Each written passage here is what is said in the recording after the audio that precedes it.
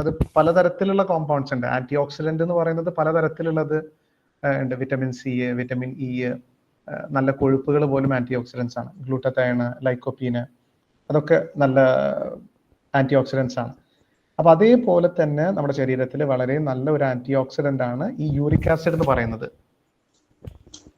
മനസ്സിലാവുന്നുണ്ടോ എല്ലാവർക്കും? മനസ്സിലാവുന്നുണ്ട്.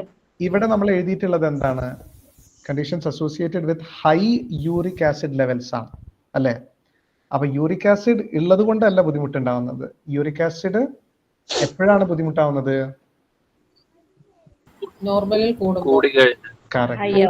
അളവിലും കൂടുതലായി കഴിഞ്ഞാലാണ് നമുക്കത് ബുദ്ധിമുട്ടുണ്ടാക്കുന്നത്.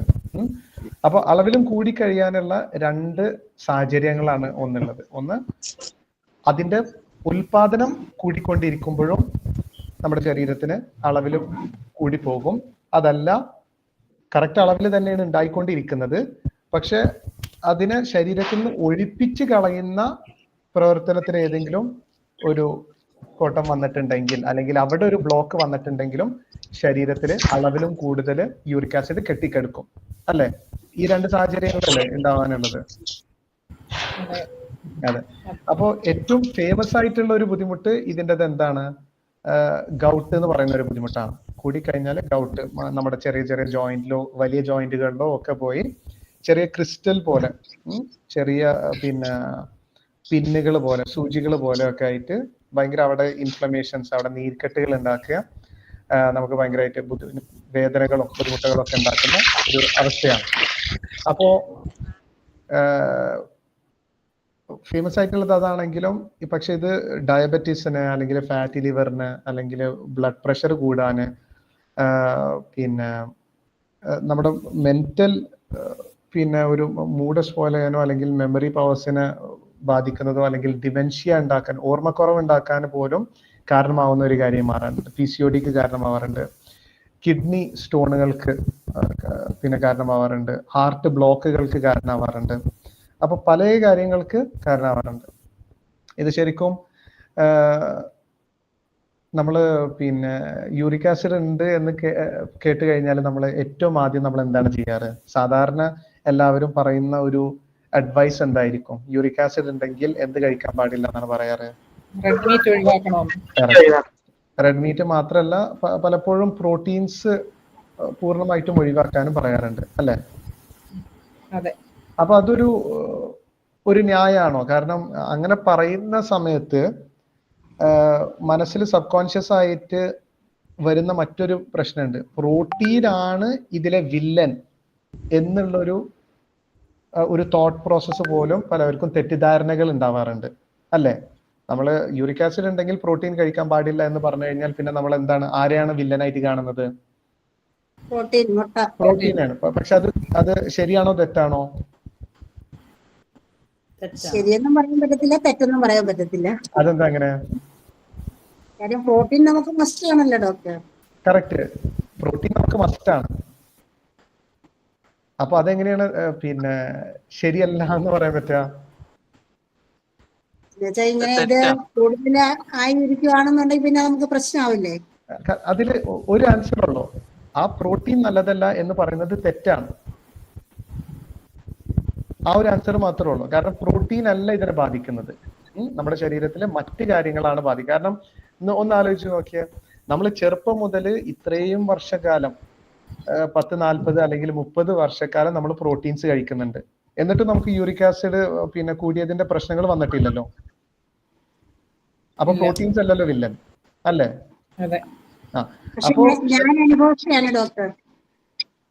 കറക്റ്റ് ആണ്. അപ്പൊ ഞാൻ അതിന്റെ കാരണങ്ങൾ പറയാം.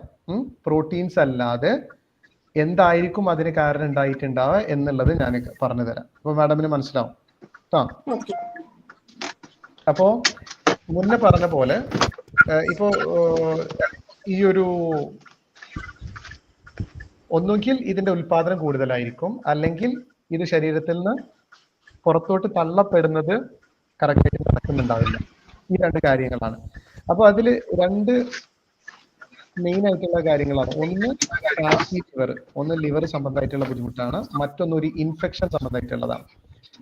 ഫാറ്റി ലിവർ വന്നു കഴിഞ്ഞാൽ നമ്മുടെ ശരീരത്തിൽ യൂറിക് ആസിഡിന്റെ സാധാരണ നല്ല കാര്യങ്ങൾ ചെയ്തു കഴിഞ്ഞാൽ, അതിന്റെ ഉപകാരം കഴിഞ്ഞാൽ അതിനെ ഒഴിവാക്കേണ്ട, ശരീരത്തിൽ നിന്ന് ഒഴിപ്പിച്ച് തള്ളേണ്ട ഉത്തരവാദിത്തം എന്തിനാണുള്ളത് നമ്മുടെ ശരീരത്തില്?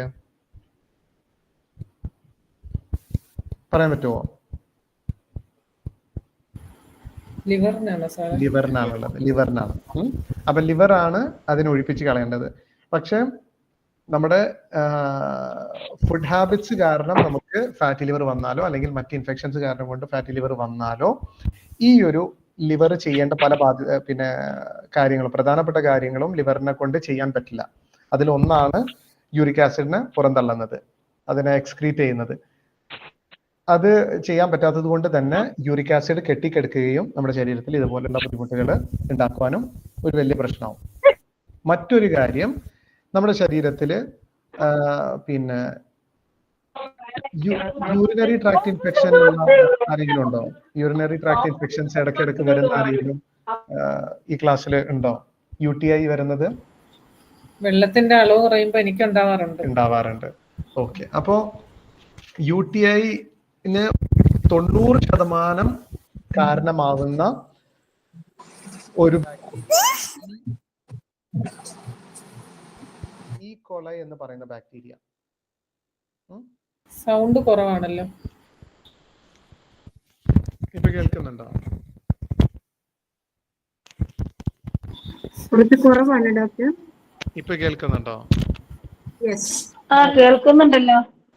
ഓക്കെ. അപ്പോ ഈ കോളൈ എന്ന് പറയുന്ന, ഈ എഷെരീഷ്യ കോളൈ എന്ന് പറയുന്ന ഒരു ബാക്ടീരിയയാണ് UTI-ന് പ്രധാനമായും ഒരു 90% UTI കേസുകളിൽ കണ്ടെത്തുന്നത്. ഇതാണ് ഈ പറയുന്ന ഈ കോളൈ ബാക്ടീരിയ ഒരു ഷിഗ ടോക്സിൻ എന്ന് പറയുന്ന ഒരു കാര്യം റിലീസ് ചെയ്യും. നമ്മുടെ ശരീരത്തിനെ ഡാമേജ് ചെയ്യുന്ന ഒരു കാര്യമാണ് അത്.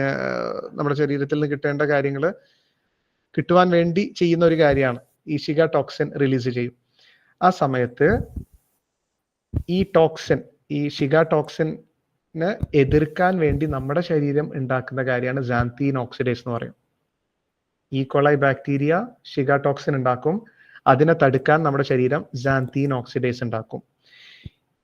ഈ സാന്തീൻ ഓക്സിഡേസ് പക്ഷേ നമ്മുടെ ശരീരത്തിൽ മറ്റൊരു പ്രവർത്തനം കൂടെ ഉണ്ട്. എന്താണെന്ന് ചോദിച്ചു കഴിഞ്ഞാൽ യൂറിക് ആസിഡ് ഉണ്ടാക്കുന്നത്. സാന്തീൻ ഓക്സിഡേസ് ഉണ്ടെങ്കിലാണ് നമുക്ക് യൂറിക് ആസിഡ് ഉണ്ടാക്കാം. അപ്പോൾ നമ്മുടെ ശരീരത്തിൽ ഈ കൊളൈ വന്ന് ആ ഒരു വേസ്റ്റ് ഉണ്ടാക്കുമ്പോൾ അതിനെ തടുക്കാനും നമ്മുടെ ശരീരം സാന്തീൻ ഓക്സിഡേസ് ഉണ്ടാക്കുമ്പോൾ തടുക്കുന്നതിന് പകരമായിട്ട് അറിയാതെ ഇത് എന്ത് ചെയ്യും? സാന്തീൻ ഓക്സിഡേസ് അറിയാതെ കൂടുതലായിട്ട് യൂറിക് ആസിഡ് ഉൽപാദനം കൂട്ടും. പറഞ്ഞത് മനസ്സിലായോ? കൺഫ്യൂഷൻ ഒന്നുമില്ലല്ലോ? അപ്പൊ ഇതും ഒരു പ്രധാനപ്പെട്ട കാരണമാണ്. മറ്റൊരു കാരണം ഫ്രക്ടോസ് അധികമാകുമ്പോൾ നമ്മുടെ ശരീരത്തിൽ, നമ്മുടെ ഫ്രൂട്ട്സിൽ ഉണ്ടാകുന്ന പ്രധാനപ്പെട്ട ഒരു ഷുഗറാണ് ഫ്രക്ടോസ് എന്ന് പറയുന്നത്. ഈ ഫ്രക്ടോസും കൂടുന്ന സമയത്ത് നമ്മുടെ ശരീരത്തിൽ യൂറിക് ആസിഡിന്റെ ഉൽപാദനവും കൂടും. ഇങ്ങനെ ഒരു കാര്യമുണ്ട്. ഇതാണ് 3 മെയിൻ ആയിട്ടുള്ള കാര്യങ്ങൾ. നമ്മൾ ശ്രദ്ധിക്കേണ്ട 3 മെയിൻ ആയിട്ടുള്ള കാര്യങ്ങൾ ഇതാണ്. ഇങ്ങനെ ഒരു കാര്യം നമ്മുടെ ശരീരത്തിൽ സംഭവിക്കുമ്പോഴാണ് നമ്മൾ കഴിക്കുന്ന ഫുഡുകളിൽ നിന്നുള്ള പ്യൂരിൻസ് യൂറിക് ആസിഡ് ആയിട്ട് ഉൽപാദനം കൂടുന്നതോ അല്ലെങ്കിൽ അത് ശരീരത്തിൽ കെട്ടിക്കെടുക്കുന്നതോ. ഇനി അഥവാ നമ്മൾ ഭക്ഷണത്തിൽ നിന്നും നമ്മൾ യൂറിക് ആസിഡ് എടുത്തിട്ടില്ലെങ്കിൽ തന്നെ, നമ്മുടെ ഭക്ഷണത്തിൽ നിന്ന് പ്രോട്ടീൻസ് എടുത്തിട്ടില്ലെങ്കിൽ തന്നെ പോലും യൂറിക് ആസിഡ് കൂടാനുള്ള ഒരു സാഹചര്യമുണ്ട്. അതെപ്പോഴാണ് പറയാൻ പറ്റുമോ? അറിയോ? കിഡ്നി ഫംഗ്ഷൻ വല്ല ഫെയിലിയർ ആകുമ്പോഴാണ്? അല്ല. നമ്മുടെ ശരീരത്തില് അപ്പോ ഈ യൂറിക് ആസിഡ് ഉണ്ടാവുന്നത് പ്യൂരിൻസ് എന്ന് പറയുന്ന ഒരു തരത്തിലുള്ള പ്രോട്ടീനിൽ നിന്ന് മാത്രമേ എന്തുണ്ടാവുള്ളൂ? യൂറിക് ആസിഡ് ഉണ്ടാവുള്ളൂ. അല്ലേ? അത് കേട്ടിട്ടുണ്ടോ? അറിയോ? കേട്ടിട്ടില്ല. അതാണ് സാധാരണ എല്ലാവരും എന്താണ് ചെയ്യാറ്? എല്ലാ പ്രോട്ടീൻസും ഒഴിവാക്കാറുണ്ട്. പക്ഷെ ശരിക്കും പ്യൂരീൻസ് എന്ന് പറയുന്ന പ്രോട്ടീൻസ് ഉള്ള ഫുഡുകൾ മാത്രം ഒഴിവാക്കിയാൽ മതി. അതും എപ്പോൾ ഒഴിവാക്കിയാൽ മതി? ഈ യൂറിക് ആസിഡ് കാരണം കൊണ്ട് നിങ്ങൾക്ക് വേദന അനുഭവപ്പെടുന്നുണ്ടെങ്കിൽ മാത്രം ഒഴിവാക്കിയാൽ മതി. മറ്റ് ട്രീറ്റ്മെന്റ്സ്, ഈ മുന്നേ പറഞ്ഞ കാരണങ്ങൾ നിങ്ങൾ ട്രീറ്റ്മെന്റ് ചികിത്സിച്ചു കൊണ്ടിരിക്കെ നിങ്ങൾ എന്ത് ചെയ്താൽ മതി? വേദന ഉണ്ടെങ്കിൽ ഈ ഹൈ പ്യൂരിൻ ഫുഡ്സ് നിങ്ങൾ ഒഴിവാക്കിയാൽ മതി.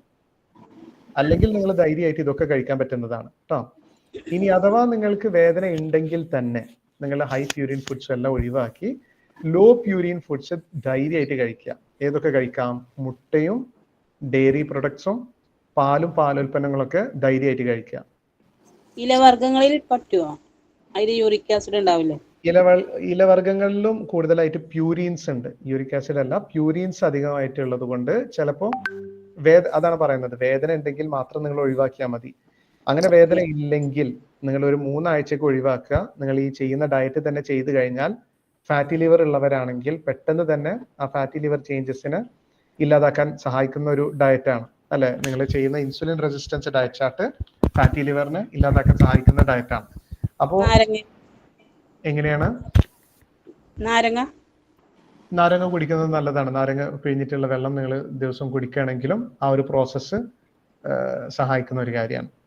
അപ്പോ യൂറിക് ആസിഡ് 6.6 ആയിരുന്നു ലാസ്റ്റ്, അതായത് കഴിഞ്ഞ വർഷത്തെ അങ്ങേ മാസം. Okay madam. അപ്പൊ ഞാൻ അത് പോയി, പിന്നെ എന്നോട് പറഞ്ഞു, 5 മാഡം ആയിരുന്നു അന്നേരം. 5 മാഡം പറഞ്ഞു കടല ഈ പയറുവർഗ്ഗങ്ങളെല്ലാം ഒഴിവാക്കാൻ പറഞ്ഞു കുറച്ച് നാളത്തേക്ക്. കറക്റ്റ്. ഞാൻ അത് കഴിച്ചിട്ടില്ലായിരുന്നു. പക്ഷെ കഴിഞ്ഞ മാസം എനിക്ക് ചെക്ക് ചെയ്തപ്പം അത് 4.6 ആയി. ഓക്കെ മാഡം, കുറഞ്ഞു കിട്ടി അല്ലേ? കുറഞ്ഞു കിട്ടി. അപ്പൊ ഞാൻ പിന്നെ ഇതുവരെ പയറുവർഗ്ഗങ്ങൾ തൊട്ടിട്ടേ ഇല്ല. അതാണ്, നിങ്ങൾ കുറച്ച് കഴിഞ്ഞാൽ എന്തായാലും പയറുവർഗ്ഗങ്ങൾ കഴിക്കാൻ പറ്റും. നിങ്ങളുടെ ഈ ഇൻഫെക്ഷൻ ആണോ അല്ലെങ്കിൽ പിന്നെ ഫാറ്റി ലിവർ ഒക്കെയാണ് ബുദ്ധിമുട്ട് ഉണ്ടാക്കിയിരുന്നതെങ്കിൽ ഇപ്പൊ നിങ്ങൾ ഡയറ്റ് എടുക്കും തോറും അതൊക്കെ മാറി കിട്ടും. അപ്പൊ നിങ്ങൾക്ക് അത് കണ്ടിന്യൂ ചെയ്യാവുന്നതാണ്. ഓക്കെ. അപ്പൊ പറഞ്ഞു വന്നത് പ്യൂരീൻസ് എന്ന് പറയുന്ന കാര്യങ്ങളാണ് ഇതിനെ ഡാമേജ് ചെയ്യുന്നത്. അപ്പൊ ഫുഡിലൂടെ മാത്രമല്ലാതെ നമ്മുടെ ശരീരത്തിൽ പ്യൂരീൻസ് എവിടെ കിടക്കുന്നുണ്ട്? നമ്മുടെ DNA കിടക്കുന്നുണ്ട്. നമ്മുടെ DNA സ്ട്രാൻഡ് ഉണ്ടാക്കുന്നത് പ്യൂരീൻസിൽ നിന്നുണ്ടാകുന്ന അഡെനൈൻ ഗുവാനൈൻ എന്ന് പറയുന്ന 2 വേറെ കാര്യങ്ങളുണ്ട്. ഇത് രണ്ടും ചേർന്നിട്ടാണ് നമ്മുടെ പിന്നെ DNA ഉണ്ടാകുന്നത്. അപ്പോ ലക്ഷക്കണക്കിന് കോശങ്ങൾ നമ്മുടെ ശരീരത്തിൽ ദിവസവും എന്തായിക്കൊണ്ടിരിക്കുകയാണ്? നശിച്ചുകൊണ്ടിരിക്കുകയാണ്. അതിന് പകരമായിട്ട് പുതിയത് ഉണ്ടാകുന്നുണ്ട്, പക്ഷെ ലക്ഷക്കണക്കിന് കോശങ്ങൾ നശിച്ചുകൊണ്ടിരിക്കുകയാണ്. അപ്പൊ നശിച്ചുകൊണ്ടിരിക്കുമ്പോൾ ഇതിനുള്ളിൽ നിന്നുള്ള ഈ DNA ഈ പ്യൂരിൻസിന്റെ 2 പിന്നെ വിധത്തിലുള്ള ഈ പ്യൂരിൻസും നശിച്ചിങ്ങനെ പോയിക്കൊണ്ടിരിക്കുന്ന സമയത്ത് നമ്മുടെ ശരീരം അതിനെ റീസൈക്കിൾ ചെയ്യാൻ നോക്കും. എന്നുവെച്ചാൽ അതിനെ വീണ്ടും എടുത്ത് ഉപയോഗിക്കാൻ നോക്കും. പക്ഷെ ആ സന്ദർഭത്തിൽ ഈ പറയുന്ന സാന്തീൻ ഓക്സിഡേസ് അവിടെ ഉണ്ടെങ്കിൽ, ഈ കൊലൈ ബാക്ടീരിയ ഇൻഫെക്ഷൻ കാരണം കൊണ്ട് സാന്തീൻ ഓക്സിഡേസ് നമ്മുടെ ശരീരത്തിൽ ഉണ്ടെങ്കിൽ നമ്മൾ മറ്റുള്ള പ്രോട്ടീൻ ഫുഡുകൾ കഴിച്ചില്ലെങ്കിലും എന്തുണ്ടായിക്കൊണ്ടിരിക്കും? യൂറിക് ആസിഡ് ലെവൽസ് കൂടിക്കൊണ്ടിരിക്കും. ഈ പറഞ്ഞത് കൺഫ്യൂസിങ് ആയിരുന്നോ? മനസ്സിലായോ എല്ലാവർക്കും? മനസ്സിലായി. അതാണ്. അപ്പോ അതാണ് പറഞ്ഞു വരുന്നത്, ഫുഡിലല്ല, പ്രോട്ടീൻ കഴിച്ചത് കൊണ്ടല്ല നമുക്ക് ബുദ്ധിമുട്ടുണ്ടായത്. നമ്മുടെ ശരീരത്തിൽ ഇങ്ങനെ 2-3 ഇഷ്യൂസ് ഉള്ളതാണ് നമ്മൾ സോൾവ് ചെയ്യേണ്ടത്. ഓക്കെ. പിന്നെ നമുക്ക് നാച്ചുറൽ ആയിട്ട് നമുക്ക് പിന്നെ ഈ ഒരു ഇൻഫ്ലമേഷൻ, ഈ യൂറിക് ആസിഡ് കാരണം കൊണ്ടുള്ള ഇൻഫ്ലമേഷൻ നമുക്ക് കുറക്കണം എന്നുണ്ടെങ്കിൽ നല്ലൊരു കോമ്പൗണ്ടാണ് അലോവേറ. കറ്റാർവാഴ വളരെ നല്ലതാണ്. നിങ്ങൾക്കത് കഴിക്കുകയും ചെയ്യാം. അതല്ലെങ്കിൽ നിങ്ങൾക്കത് ആ പൾപ്പ് എടുത്ത് ചതച്ച് നിങ്ങൾക്ക് വേദനയുള്ള ഭാഗത്ത് പൊതിഞ്ഞ് പാക്ക് ആയിട്ട് വെക്കാനും പറ്റുന്നതാണ്. വളരെ നല്ലതാണ്. അതേപോലെ മഞ്ഞളിലുള്ള ക്യുർക്കുമിൻ എന്ന് പറയുന്ന ഒരു കോമ്പൗണ്ടും വളരെ നല്ലതാണ്. അപ്പോൾ ദിവസം പാലിൽ 1 ടീസ്പൂണ് മഞ്ഞളും 1/4 ടീസ്പൂണ് കുരുമുളകും ഇട്ട് നിങ്ങൾ കുടിക്കുകയാണെങ്കിൽ ഹെൽപ്ഫുൾ ആണ്. പക്ഷെ ക്യുർക്യുമിൻ മാത്രമായിട്ടുള്ള, മഞ്ഞളിൽ നിന്ന് അതിന്റെ ഒരു മെഡിസിനൽ വാല്യൂ ഉള്ള ക്യുർക്യുമിൻ മാത്രം എക്സ്ട്രാക്ട് ചെയ്തിട്ടുള്ള സപ്ലിമെന്റ്സും ഉണ്ട്. അത് കഴിക്കുകയാണെങ്കിലും നല്ലതാണ്. ഗ്രീൻ ടീ നല്ലതാണ്. പിന്നെ അശ്വഗന്ധ നല്ലതാണ്. അതൊക്കെ നിങ്ങൾക്ക് പിന്നെ നാച്ചുറൽ റെമഡീസ് ആയിട്ട് യൂസ് ചെയ്യാവുന്നതാണ്. പക്ഷെ മെയിൻ ആയിട്ട് എന്താണ് വേണ്ടത്? ഈ പറഞ്ഞ പോലെ നിങ്ങൾക്ക് ഈക്കോളൈ ഇൻഫെക്ഷൻ ഉണ്ടെങ്കിൽ നിങ്ങൾക്ക് നാച്ചുറൽ റെമഡീസ് എന്നുള്ള നിലക്ക് നിങ്ങൾക്ക് വീട്ടിൽ നിന്ന് നിങ്ങൾക്ക് നന്നാരി വേരും കരിജീരകം ഒക്കെ ഇട്ടിട്ടുള്ള വെള്ളം നിങ്ങൾക്ക് തിളപ്പിച്ച് കുടിക്കാവുന്നതാണ്. അല്ലെങ്കിൽ ഇഞ്ചിയും വെള്ളുള്ളിയും ഒക്കെ ഇട്ടിട്ട് വെള്ളം തിളപ്പിച്ച് കുടിക്കാവുന്നതാണ്. നല്ല ആന്റിബയോട്ടിക്സ് ആണ്, നാച്ചുറൽ ആന്റിബയോട്ടിക്സ് ആണ്. എന്നിട്ട് നിങ്ങൾക്ക് മാറുന്നില്ലെങ്കിൽ നിങ്ങൾ തീർച്ചയായും ഡോക്ടറിനെ കണ്ട് സിന്തറ്റിക് ആന്റിബയോട്ടിക്സ് എടുക്കേണ്ടതാണ് ഈക്കോളൈ ഇൻഫെക്ഷന്.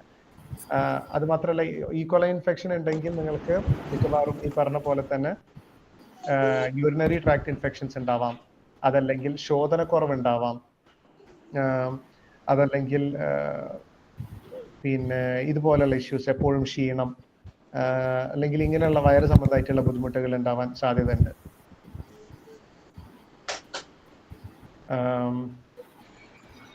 ഡോക്ടർ, യൂറിക് ആസിഡിന്റെ നോർമൽ എത്രയാണ്?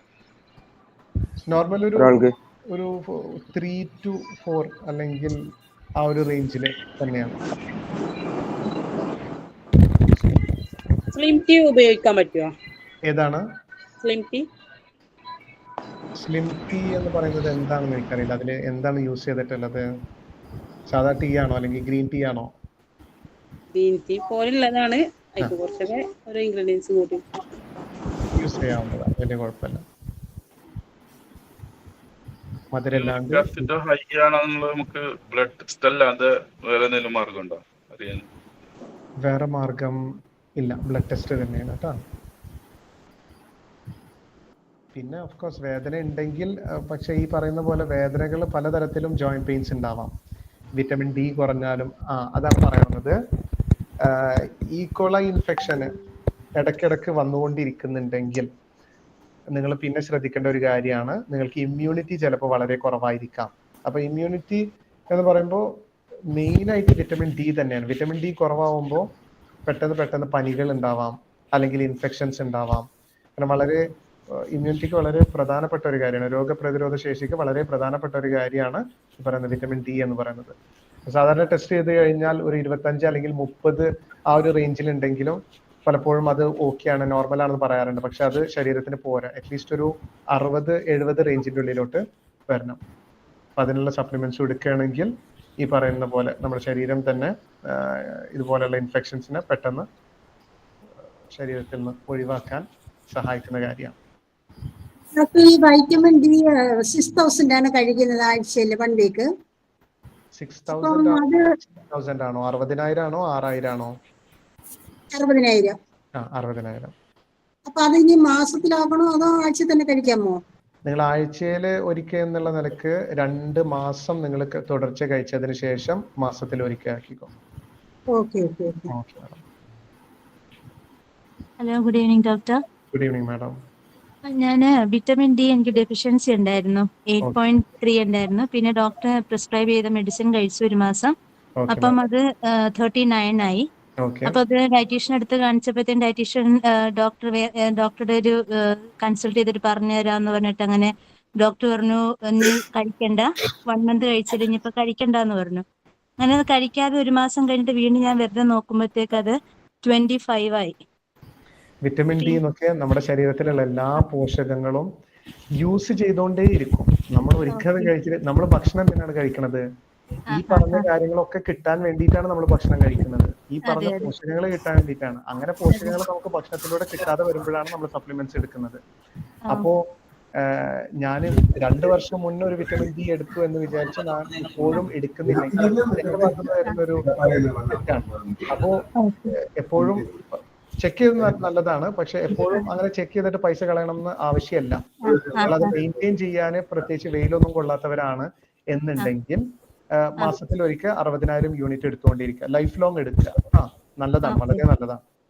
ഇതെനിക്ക് വിറ്റമിൻ ഡിയുടെ ഇത് കഴിക്കുമ്പം എനിക്കിത് വരുന്നുണ്ട്. കൂടുക എന്ന് പറഞ്ഞാൽ 39 വരെയാണ് എനിക്ക് വന്നിട്ടുള്ളത്. അതൊരു പിന്നെ അത് 60-70 ആക്കണം കേട്ടോ, ഒരു 60-70 റേഞ്ചിലോട്ട് ആക്കണം. അത് എത്ര നാൾ കഴിക്കണം? ലൈഫ് ലോങ് കഴിക്കണോ? ലൈഫ് ലോങ് മന്ത്ലി വൺസ് എടുത്തോ, വളരെ നല്ലതാണ്. ഓക്കെ. അപ്പൊ അത് ഡയറ്റീഷ്യനോട് പറഞ്ഞാൽ മതി ഡോക്ടർ? പറഞ്ഞാൽ മതി കേട്ടോ. കഴിഞ്ഞ മാസം ഞാൻ നോക്കുമ്പോൾ അത് 20 സംതിങ് ആണ് വന്നിട്ടുള്ളത്. അത് വളരെ ലോ ആണ്, അത് പോരാ. അത് നോർമൽ റേഞ്ച് എന്ന് പറയാറുണ്ട്, പക്ഷെ അത് പോരാ. നമ്മുടെ എക്സ്പീരിയൻസിൽ വെച്ച് നോക്കുമ്പോൾ അതിലുള്ളവർക്ക് തന്നെ ഭയങ്കരമായിട്ട് ഗ്യാസ്ട്രിക് ഇഷ്യൂസ് അല്ലെങ്കിൽ ഗ്യാസ്ട്രിക് ഇൻഫെക്ഷൻസ് ഒക്കെ വരാറുണ്ട്.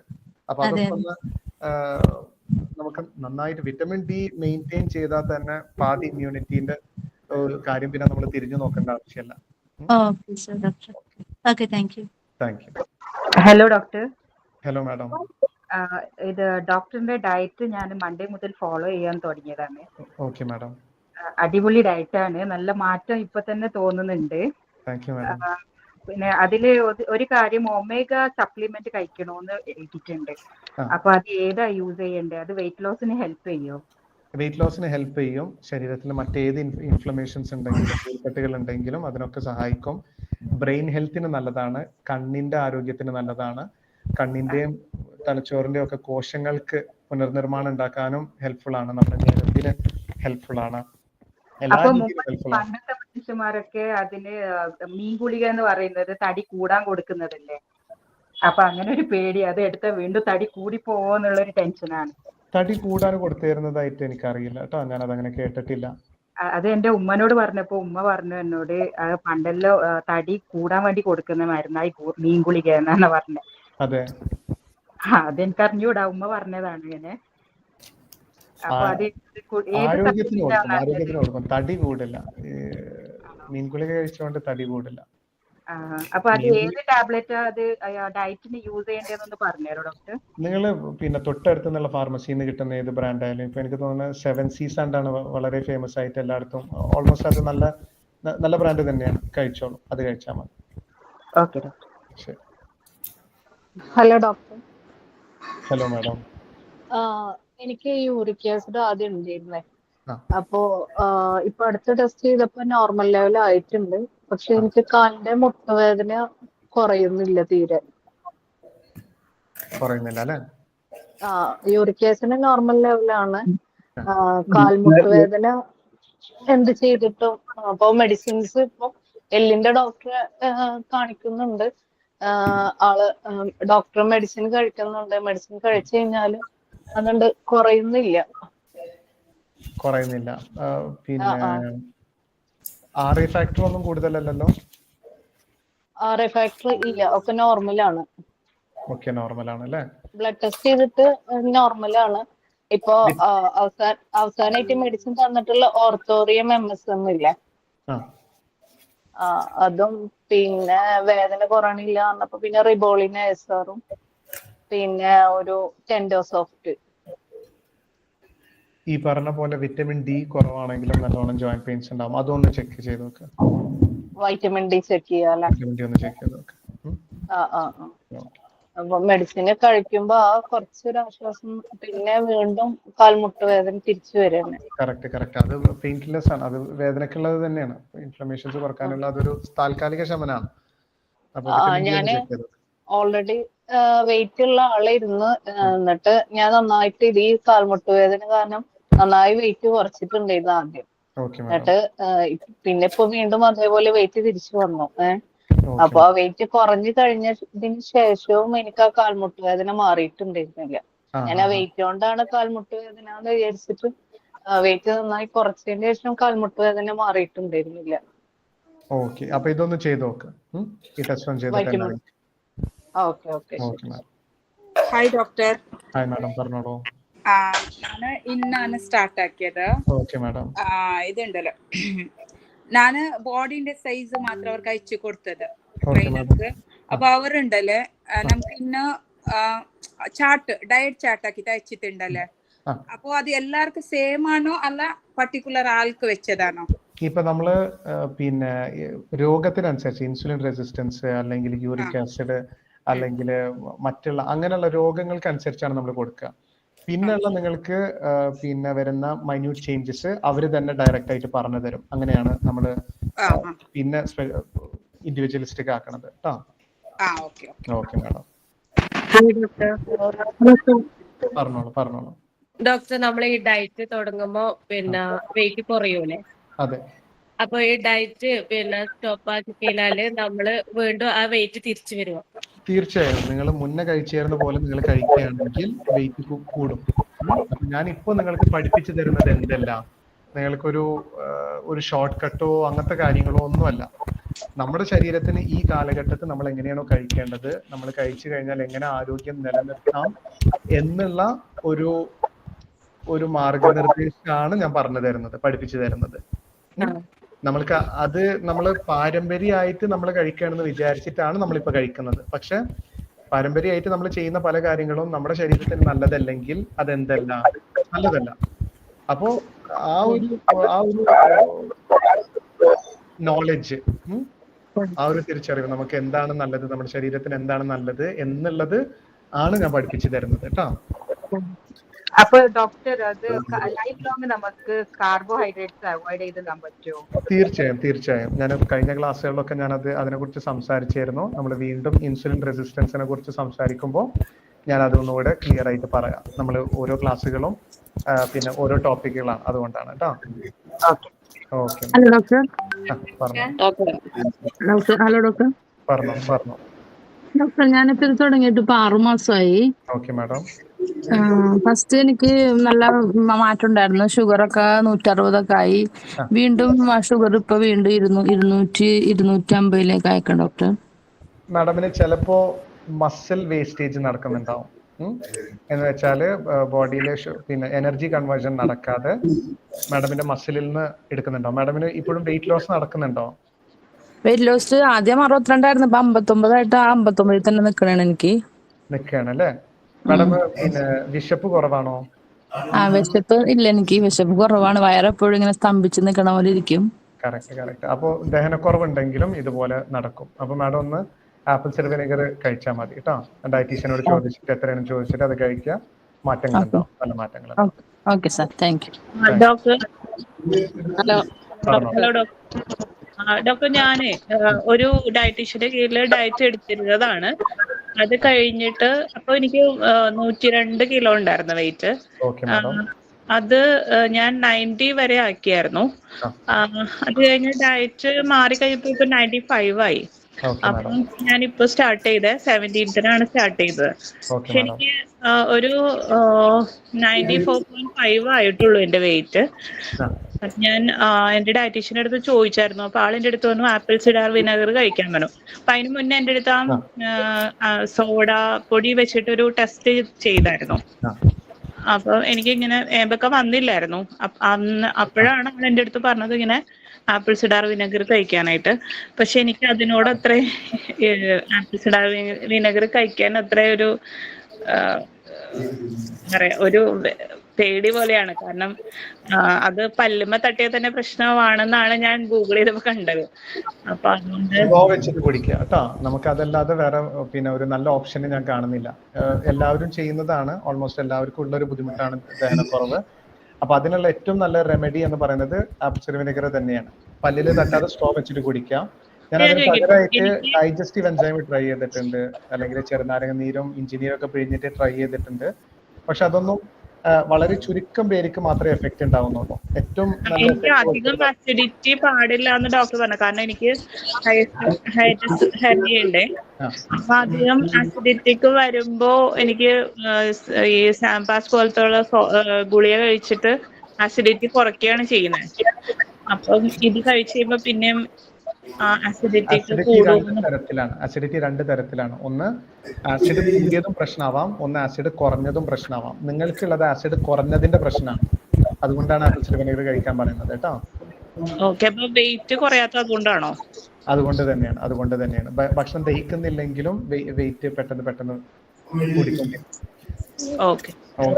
ഹലോ ഡോക്ടർ, ഞാൻ 5 മുതലാണ് ജോയിൻ ചെയ്തിട്ട് ഇപ്പോ 20 ദിവസമായി. പക്ഷെ വെയിറ്റ് ആകെ 1.5 കിലോനാ കുറഞ്ഞിട്ടുള്ളൂ. അതാണ് നിങ്ങൾക്കും പിന്നെ ദഹനക്കുറവ് ഉണ്ടാവാനുള്ള ചാൻസ് കഴിക്കുന്നുണ്ട്. കഴിക്കുന്നുണ്ട്. ഒരു 2-3 ദിവസമായിട്ട് കഴിക്കുന്നുണ്ട്. അതാണ് കണ്ടിന്യൂ ചെയ്തു എന്തായാലും മാറ്റങ്ങൾ ഉണ്ടാവും. അപ്പോ ഇതെല്ലാവർക്കും ഉള്ളതാണ്. ഇപ്പൊ എല്ലാവർക്കും കോമൺ ആയിട്ട് പറയുകയാണ്. ഇതുപോലെ പലരും ഉണ്ട്. ഓൾമോസ്റ്റ് എല്ലാവർക്കും നമ്മൾ കാണുന്ന ഒരു കാര്യമാണ് ദഹനക്കുറവ്. അപ്പൊ ദഹനക്കുറവ് ഉണ്ടെങ്കിൽ നിങ്ങൾ ചെയ്യേണ്ട 4 കാര്യങ്ങളാണ്. ഒന്ന്, പിന്നെ ആപ്പിൾ സിഡർ വിനെഗർ എടുത്ത് പിന്നെ കൃത്യമായിട്ട് കഴിക്കുന്ന ഫുഡുകളൊക്കെ ഡൈജസ്റ്റ് ആവുന്നുണ്ട് എന്നുള്ളത് ഉറപ്പുവരുത്തുക. രണ്ടാമത്, വിറ്റമിൻ ഡി കഴിക്കുക. കാരണം ഈ പറഞ്ഞ പോലെ തന്നെ ഓൾമോസ്റ്റ് ദഹനക്കുറവുള്ള ഓൾമോസ്റ്റ് എല്ലാവർക്കും തന്നെ ഞാൻ കാണുന്ന ഒരു കാര്യമാണ് വിറ്റമിൻ ഡി വളരെ കുറവായിരിക്കും. അതുകൊണ്ട് തന്നെ ഒരു ഇൻഫെക്ഷൻ വരും. ആ ഇൻഫെക്ഷൻ കാരണം കൊണ്ട് ആസിഡ് ലെവൽസ് വേരിയേഷൻസ് വരും. അപ്പൊ ഇത് മൂന്നാമത് മെഗ്നീഷ്യം സിട്രേറ്റ് കഴിക്കുക. അത് കഴിക്കുമ്പോഴാണ് വിറ്റമിൻ ഡി കറക്റ്റ് ആയിട്ട് അബ്സോർപ്ഷൻ നടക്കുന്നത്. നാലാമത് നിങ്ങൾക്ക് വീട്ടിൽ നിന്നും കഴിക്കാൻ പറ്റുന്ന നാച്ചുറൽ ആന്റിബയോട്ടിക് ആണ് ഈ കരിഞ്ജീരകം, നന്നായി വേരൊക്കെ ഇട്ടിട്ടുള്ള തിളപ്പിച്ച് കുടിക്കാവുന്ന വെള്ളമാണ്. അപ്പോൾ അത് കൂടെ ഒന്ന് ചെയ്യുക. ഡയറ്റീഷ്യനോട് ചോദിച്ചു കഴിഞ്ഞാൽ അതിന്റെ പറഞ്ഞു തരും. ഇത് 4 ചെയ്യാം. 4 ചെയ്തിട്ടും നിങ്ങൾക്ക് മാറുന്നില്ലെങ്കിൽ മാത്രം ഞാൻ മറ്റുള്ള മെഡിസിൻസ് ഞാൻ പ്രിസ്ക്രൈബ് ചെയ്യും കേട്ടോ. പിന്നെ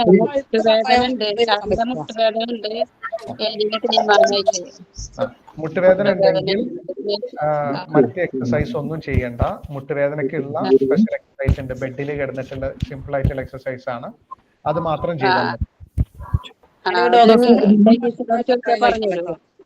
ഡയറ്റീഷ്യനോട് ചോദിച്ചു കഴിഞ്ഞാൽ പറഞ്ഞു തരും കേട്ടോ. പറഞ്ഞോളൂ, എന്താണ്? പഴുത്ത പപ്പായ ഇപ്പോഴത്തേക്ക് വേണ്ട. നമ്മൾ 1 മാസം കൊണ്ട് നമ്മൾ എത്രത്തോളം നമുക്ക് പിന്നെ വെയിറ്റ് കുറക്കാൻ പറ്റും എന്നുള്ളത് നമ്മൾ അത്രയും പെട്ടെന്ന് ചെയ്യാനും നമ്മുടെ ശരീരത്തിന് ആ ഒരു രീതിയിൽ ഫുൾ സപ്പോർട്ട് കൊടുക്കാനാണ് നമ്മൾ നോക്കുന്നത്. അപ്പൊ അതിനെതിരായിട്ടുള്ള ഏതൊരു വിഷയമാണെങ്കിലും ഇപ്പോഴത്തേക്ക് വേണ്ട. നമ്മൾ വെയിറ്റ് ഒക്കെ കുറഞ്ഞ് ബോഡിയൊക്കെ ഒന്ന് സ്റ്റേബിൾ ആയതിനു ശേഷം പിന്നെ നമുക്ക് മറ്റുള്ള കാര്യങ്ങൾ ചെയ്യാം.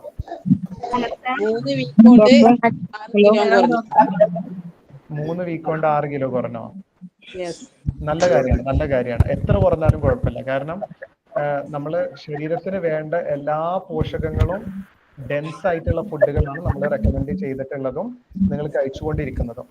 അതുകൊണ്ട് പിന്നെ പലരും പറയാറുണ്ട് 1 മാസം 3 കിലോ കുറയാൻ പാടുള്ളൂ, ഒരു മാസം 2 കിലോ കുറയാൻ പാടുള്ളൂ, അല്ലെങ്കിൽ ഹെൽത്തി അല്ല എന്നൊക്കെ പറയാറുണ്ട്. അത് ഏത് അവസരത്തിലാണ് അങ്ങനെ ഹെൽത്തി അല്ലാതാവുന്നത്?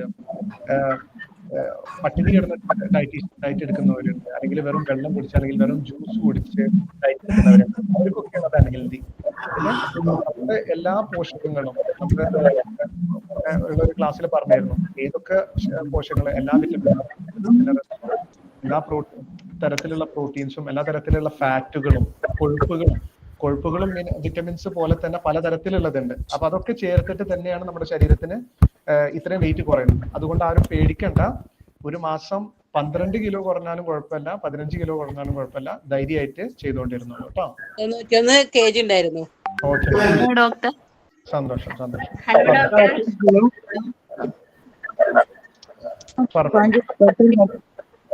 കുറഞ്ഞ വെയിറ്റ് മെയിൻറ്റെയിൻ ചെയ്തുകൊണ്ട് പോവാന് ഇതെല്ലാം ഭക്ഷണം കഴിക്കേണ്ടത്?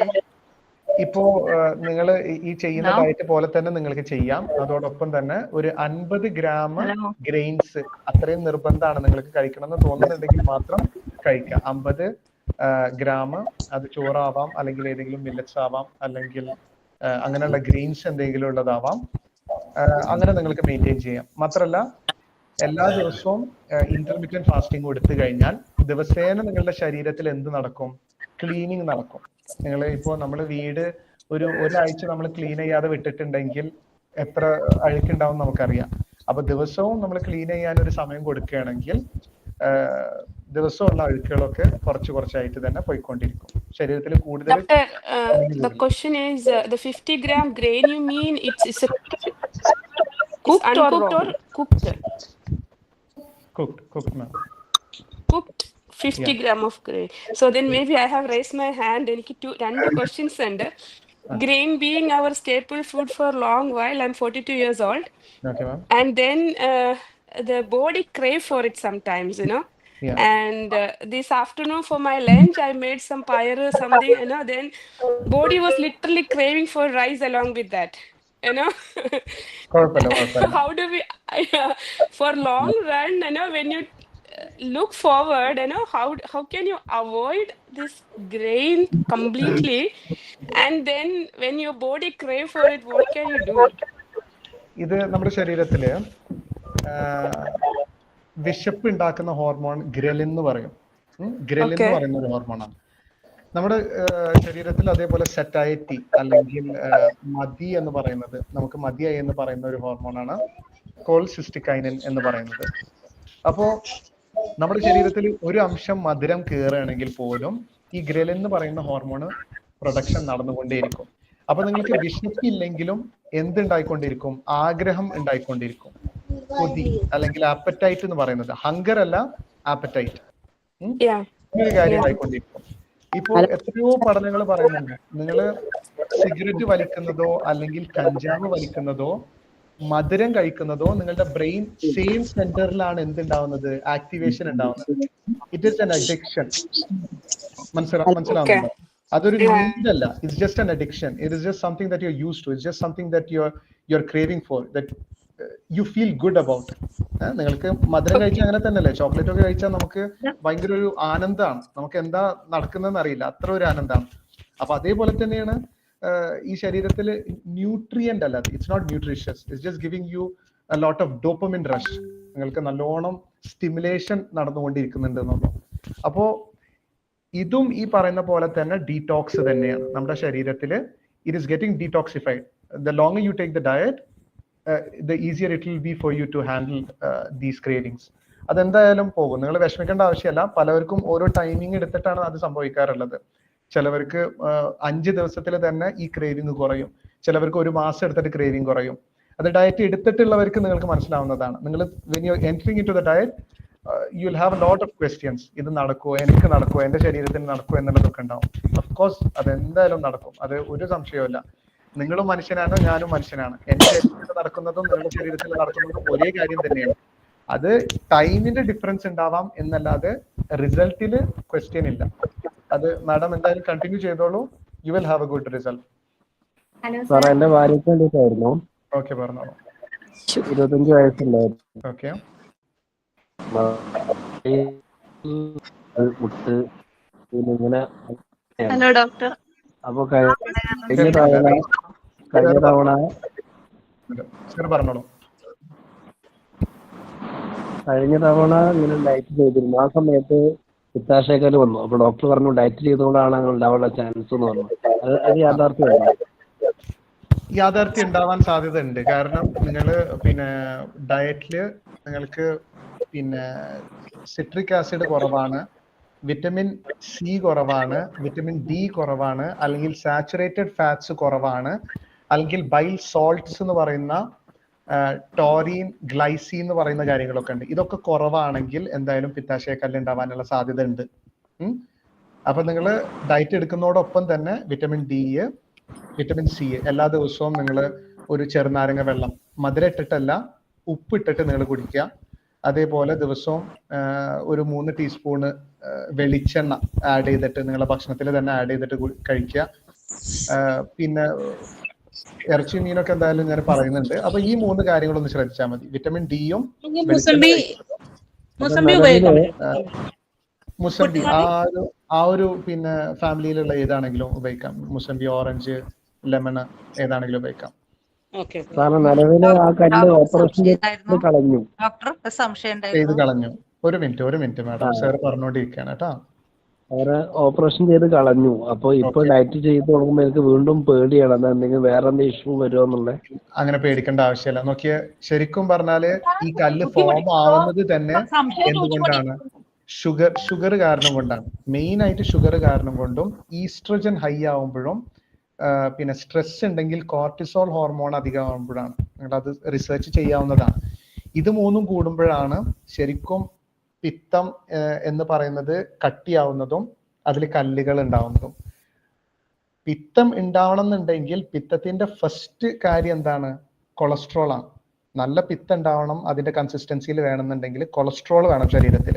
അതുകൊണ്ടാണ് നെയ്യും വെളിച്ചെണ്ണ ഒക്കെ കഴിക്കണം എന്ന് പറയുന്നത്. അതോടൊപ്പം ബൈൽ സോൾട്ട്സ് എന്ന് പറയുന്ന കാര്യങ്ങളും വേണം. അത് ഇറച്ചിയിലും മീനിലും ഒക്കെ ഉണ്ടാവും. അത് വേവിച്ച് കഴിക്കുകയാണെങ്കിൽ അതിന്റെ എഫക്റ്റ് കിട്ടും. പൊരിച്ച് കഴിച്ചാലോ വറുത്ത് കഴിച്ചാലോ അതിന്റെ എഫക്റ്റ് കിട്ടില്ല. പിന്നെ മറ്റൊരു കാര്യം കൂടെ ഉണ്ട്, നിങ്ങൾ വറുത്ത ഐറ്റംസ് കൂടുതൽ കഴിക്കുകയാണെങ്കിലും പിത്തം കട്ടിയാവും, പിത്തക്കല്ല് ഉണ്ടാവും. ഓക്സിഡൈസ്ഡ് LDL കൂടുകയാണെങ്കിലും ഈ ഒരു ഇഷ്യൂ ഉണ്ടാവും. വിഷമിക്കേണ്ട, ഡയറ്റ് എടുക്കുന്ന സമയത്ത് അതൊക്കെ പിന്നെ ക്ലിയർ ആവും. അപ്പൊ സാറ് പറഞ്ഞ പോലെ ഇപ്പൊ ഡയറ്റ് ചെയ്യുന്നുണ്ട്. ഇനി ബാക്ക് പെയിനും കാര്യത്തിനും മാറ്റം വരും വെയിറ്റ് കുറഞ്ഞു കഴിഞ്ഞാല്? നിലവിൽ ഇറച്ചി മീനൊന്നും കഴിക്കാറില്ല. ഇറച്ചി മീനൊക്കെ കഴിക്കണം കേട്ടാ, ഇറച്ചി മീനൊക്കെ കഴിക്കണം. സാർ ഒരു കാര്യം ചെയ്യ്, സാർ ഒന്ന് നാളെ ഡയറ്റീഷ്യനോട് ചോദിച്ചിട്ട് എന്നെ ഒന്ന് വിളിക്കുക, എന്നിട്ട് എനിക്ക് ക്ലിയർ ആയിട്ട് ഓരോ കാര്യങ്ങളും ചോദിക്കണം കേട്ടോ. ഓക്കെ ശരി, താങ്ക് യു സർ. ശരി, സാർ ഞാൻ നമ്മുടെ ഫാമിലിയിലെ ന്യൂ മെമ്പറാണ്. Okay madam. ഗുരുവായൂരാണ് വീട്. അപ്പൊ സാർ ഡയബറ്റിക് ആണേ, അപ്പൊ രാവിലെയും വൈകിട്ടും ഞാൻ ഗുളിക കഴിക്കുന്നുണ്ട്. അപ്പൊ സാർ എനിക്ക് രാവിലത്തെ ആ മാറ്റുന്ന ഒരു ആഗ്രഹമുണ്ട്. എനിക്ക് അതെന്തോ പറ്റുന്നില്ല കഴിക്കാൻ. രാവിലെ എന്ത് കഴിക്കാനാണ് പറ്റാത്ത മാഡം? രാവിലെ ആ സ്പാനിഷ് ഓംലെറ്റ് കഴിക്കണതേ. മാഡമിന് അത് ചിലപ്പോ മാഡമിന് ദഹനക്കുറവുള്ളത് കൊണ്ടായിരിക്കും അങ്ങനെ പറ്റാത്തത് കേട്ടോ. അപ്പോ ഗ്യാസിന്റെ പ്രശ്നം നന്നായി ഫോം ചെയ്യുന്നുണ്ട് ഇപ്പോ. അപ്പൊ ബേക്കിംഗ് സോഡ ടെസ്റ്റ് ഒന്ന് ചെയ്തിട്ട് ആപ്പിൾ സിഡർ വിനെഗർ ഒന്ന് കുടിച്ചാൽ മതി കേട്ടോ. അത് പേടിക്കണ്ട. നമ്മുടെ ശരീരത്തിന് ഏറ്റവും നല്ല ബ്രേക്ക്ഫാസ്റ്റ് ആണ് മുട്ട എന്ന് പറയുന്നത്. അത് തന്നെ അങ്ങനെ പോട്ടെ. ദഹനം ഒന്ന് കറക്റ്റ്. ഹലോ സാറേ പറഞ്ഞോ. Vitamin D. ഹലോ കേൾക്കുന്നില്ല, സോറി കേൾക്കുന്നില്ല കേട്ടോ. ഹലോ പറഞ്ഞോളൂ മാഡം. ഹലോ സാർ, പുഴുങ്ങി കഴിക്കാൻ പറ്റുമോ? അത് ഓംലെറ്റ് രൂപത്തിൽ പുഴുങ്ങി കഴിക്കാൻ പറ്റുമോ? ഇഷ്ടമുള്ള രൂപത്തിൽ കഴിക്കാം. ഭയങ്കര ഡീപ് ഫ്രൈ ആക്കരുത് എന്ന് മാത്രമേ ഉള്ളൂ. ഓംലെറ്റ് ആക്കാം, അല്ലെങ്കിൽ പുഴുങ്ങിയതാക്കാം, അല്ലെങ്കിൽ പല പല റെസിപ്പീസ് ഉണ്ട്. നിങ്ങൾക്ക് ഇഷ്ടമുള്ള റെസിപ്പീസ് നോക്കാം. നിങ്ങൾക്ക് ബോറടിക്കുന്നുണ്ടെങ്കിൽ വിവിധ തരം ടേസ്റ്റുകളിൽ നിങ്ങൾക്ക് ഉണ്ടാക്കാം. നല്ലോണം ചീസ് ഇട്ടിട്ട്, അല്ലെങ്കിൽ പിന്നെ തക്കാളി മാത്രം ഇട്ട് അതിന്റെ മുകളിൽ ഒഴിക്കുന്ന രീതിയിൽ ഒക്കെ, അല്ലെങ്കിൽ അതിന്റെ ഉള്ളിൽ സോസേജ് ഒക്കെ ഇട്ടിട്ട് എങ്ങനെ വേണമെങ്കിലും ഉണ്ടാക്കാം. ഞാൻ ഡോക്ടറെ സംശയം ചോദിക്കട്ടെ. ഈ 300 മേലുണ്ട് മരുന്ന് കഴിക്കണം 2 വർഷമായിട്ട്.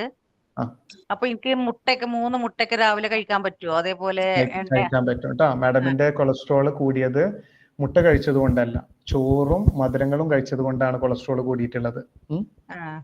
അപ്പോ അത് ഒഴിവാക്കുന്ന സമയത്ത് പതുക്കെ എന്തായാലും ഈ കൂടുതലായിട്ടുള്ള കൊളസ്ട്രോൾ ഒക്കെ. പിന്നെ വെയിറ്റ് ഉണ്ട് നല്ലോണം. ഞാൻ 150 സെന്റിമീറ്ററേ ഉള്ളൂ. 66 കിലോ. അതൊക്കെ കുറയും കേട്ടോ, അതൊക്കെ കുറയും. ധൈര്യമായിട്ട് ഡയറ്റ് എടുത്തോണ്ടിരുന്നു. പിന്നെ ഞാൻ സൈക്യാട്രി മരുന്ന് കുറച്ച് കഴിക്കുന്നുണ്ട് കുറെ വർഷമായിട്ട്. അപ്പൊ അത് രാത്രി ഭക്ഷണം കഴിച്ച ഉടനെ കഴിക്കാറ്. അപ്പൊ ഈ ഭക്ഷണം കഴിച്ചിട്ട് കഴിക്കാൻ പറ്റുമോ? തീർച്ചയായും തീർച്ചയായും. കൊളസ്ട്രോളിന്റെ ഗുളികയുണ്ട്, രണ്ടും കൂടി ഒന്നിച്ച് കഴിക്കാൻ പറ്റുമോ? കൊളസ്ട്രോളിന്റെ ഗുളിക കഴിക്കണ്ട, അത് കഴിക്കണ്ട. അത് നിർത്തിക്കോ. അതിന് പകരമായിട്ട് വേണമെങ്കിൽ കോഡ് ലിവർ ഓയിൽ കഴിച്ചാൽ മതി.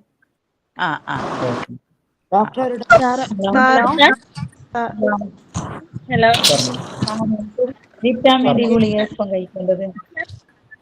വിറ്റമിൻ ഡി ഗുളിക ആഴ്ചയിൽ ഒരിക്കൽ ഏതെങ്കിലും ഒരു ഭക്ഷണത്തിന് ശേഷം 2 മാസം ആഴ്ചയിൽ ഒന്ന് കഴിച്ച്, പിന്നെ 15 ദിവസത്തേക്ക് ഒന്ന് കഴിച്ച്, അങ്ങനെ 6 മാസം കണ്ടിന്യൂ ആയിട്ട് പോയിന്. ഇപ്പൊ 6 മാസമായി നിർത്തിയിട്ട്. അപ്പൊ ഇത് എങ്ങനെ കഴിക്കണം? ഇനി ഒരു മാസത്തിൽ ഒന്ന് വെച്ചിട്ട് കഴിച്ചോ, ലൈഫ് ലോങ് കഴിച്ചോ.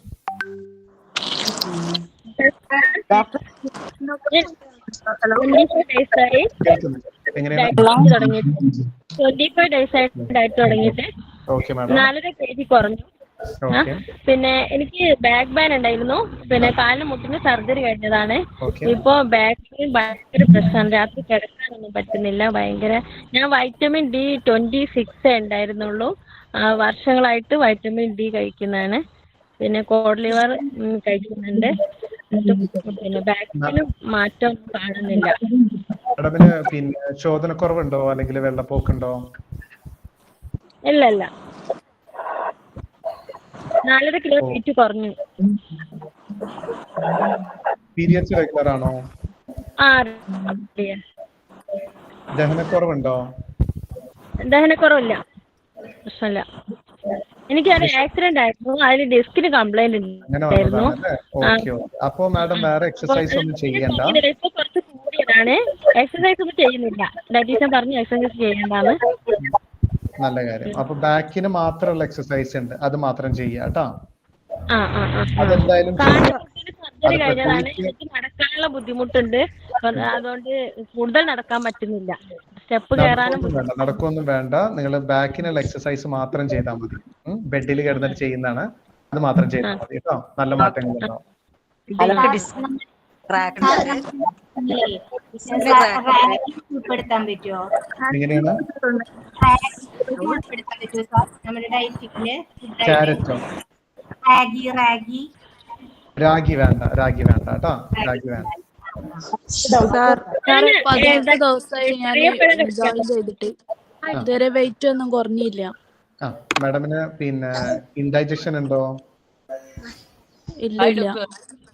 ബേക്കിംഗ് സോഡ ടെസ്റ്റ് ചെയ്തതാണോ? ചെയ്ത് ആപ്പിൾ വിനാഗിരി കഴിക്കുന്നുണ്ട്. അപ്പൊ അതിനർത്ഥം ഇൻഡൈജഷൻ ഉണ്ട് കേട്ടോ. അപ്പൊ മാഡം അത് ചെയ്തുകൊണ്ടിരിക്കുക. അതോടൊപ്പം വിറ്റമിൻ ഡിയും മഗ്നീഷ്യം കൂടെ തന്നെ കഴിക്കുക. എന്തായാലും നല്ല മാറ്റങ്ങൾ ഉണ്ടാവും. ഡോക്ടർ, നമ്മുടെ ശരീരത്തിൽ വിറ്റാമിൻ ഡി കുറവാണെന്ന് എങ്ങനെ നമുക്ക് തിരിച്ചറിയാം? മുടി കൊഴിച്ചിലുണ്ടാവും, ജോയിന്റ് പെയിൻസ് ഉണ്ടാവും, ഭയങ്കര ക്ഷീണം ഉണ്ടാവും, ഉറക്കക്കുറവുണ്ടാവും. അതല്ലെങ്കിൽ ചിലപ്പോ എത്ര ഉറങ്ങിയാലും തീരാത്ത പോലെ ഉണ്ടാവും. ഇതാണ് മെയിൻ ഇഷ്യൂസ്. അത് വെച്ചിട്ട് നിങ്ങളൊന്ന് പിന്നെ ബ്ലഡ് ടെസ്റ്റ് ഒന്ന് ചെയ്തിട്ടുണ്ടെങ്കിൽ, അതല്ല നിങ്ങൾ വെയിൽ കൊള്ളാത്തവരാണ് അല്ലെങ്കിൽ എപ്പോഴും വീട്ടിലുള്ള പിന്നെ അല്ലെങ്കിൽ ഓഫീസിലുള്ളവർക്കാണെങ്കിലും സംശയിക്കാവുന്നതാണ്. Okay, thank you sir. രാത്രി എക്സസൈസ് നടക്കണ മുന്നേ അരമണിക്കൂർ ചെയ്യാൻ പറ്റില്ലേ? എങ്ങനെയാണ് മാഡം? എക്സസൈസ് രാത്രി കിടക്കുന്ന മുന്നേ അരമണിക്കൂർ മുന്നേ ചെയ്യാൻ പറ്റില്ലേ? ചെയ്യുന്നോണ്ട് കുഴപ്പമില്ല. രാവിലെ ചെയ്യുന്നതാണ് ഒന്നുകൂടെ നല്ലത്. രാത്രി ചെയ്യുന്നോണ്ടും കുഴപ്പമില്ല. മാഡത്തിന് എപ്പോഴാണോ സമയം കിട്ടുന്നത് ചെയ്താൽ മതി. സംശയമുണ്ട്.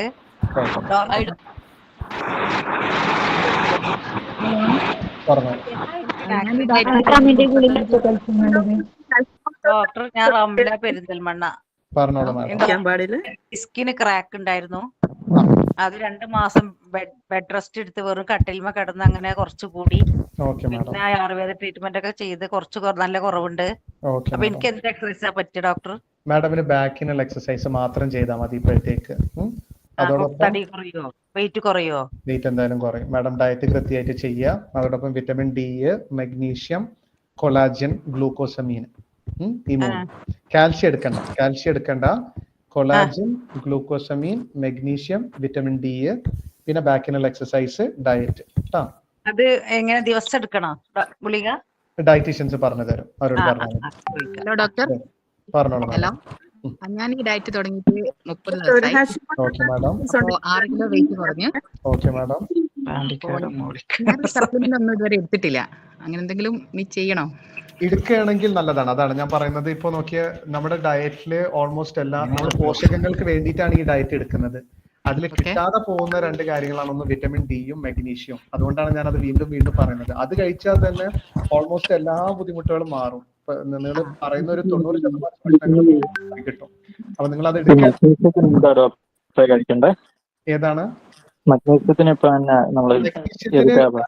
ഏറ്റവും നല്ലത് ഷെൽ ഫിഷുകളാണ്. ചെമ്മീന്, അല്ലെങ്കിൽ ഞണ്ട്, അല്ലെങ്കിൽ കക്ക ഒക്കെ വറുത്തിട്ടല്ല, സൂപ്പുകൾ വെച്ചിട്ടോ കറികൾ വെച്ചിട്ടോ വേവിച്ചോ കഴിക്കാവുന്നതാണ്. നല്ലതാണ്. സപ്ലിമെന്റ് ഉണ്ടോ ഡോക്ടറെ? സപ്ലിമെന്റ് ഉണ്ട്. ഡയറ്റീഷ്യനോട് ചോദിച്ചു കഴിഞ്ഞാൽ അവരത് ലിങ്ക് അയച്ചു. ഒരു ഡൗട്ട് ഉണ്ട്. എന്താ ഡോക്ടറെ, കരിഞ്ജീരകത്തിന്റെ കൂടെ എന്തോ ഒരു ഇത് പറയാം, നമുക്ക് കൃത്യമായിട്ട് കേട്ടില്ല. അതിന്റെ ഇൻഗ്രീഡിയൻസ് ഒക്കെ ഡയറ്റീഷ്യനോട് ചോദിച്ചാൽ അവർ പറഞ്ഞു തരും കേട്ടോ. Okay, thank you. Hello doctor.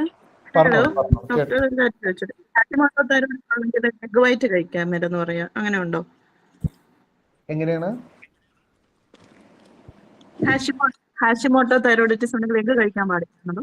അങ്ങനൊന്നുമില്ല മാഡം, അങ്ങനെയല്ല കേട്ടോ. കാരണം നമ്മൾ നോക്കിയാൽ എന്റെ പേഷ്യൻസിന് കൊടുക്കുന്ന ഡയറ്റാണ് ഈ ഡയറ്റ്. ഞാൻ വീണ്ടും ഞാൻ എപ്പോഴും പറയുന്ന കാര്യമാണ്, ഈ ഡയറ്റ് നിങ്ങൾക്ക് തടി കുറക്കാനുള്ളതല്ല.